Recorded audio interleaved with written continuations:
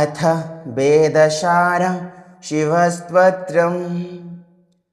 पशूनां पतिं पापनाशं परेशं गजेन्द्राश्वकृत्रि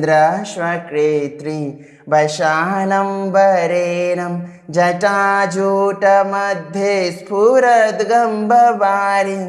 महादेवमेकं स्मरामि महेशं शूरेशं शूरारातिनाशं विभुं विश्वनाथं विभुं गगभूषं विरूपाक्षमिन्दवह्नित्रिनेत्रं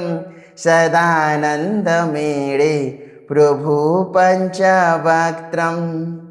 गिरीशं गणेशं गले नीलवर्णं गवेन्द्राधिरूढगुणातीतरूपं भवं भास्करं भस्वनं भूषिताङ्गं भवानी कलत्रं भजे पञ्चवक्त्रम् शिवाकार शम्भु शशाङ्कर्धमौलि महेशाशूलि जटाजूटधारि तमेकं जगत्त्वं विश्वरूपं प्रसीद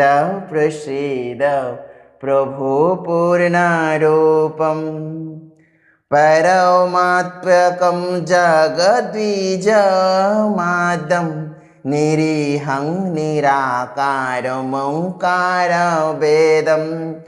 जतः जायते पालते जैन विश्वं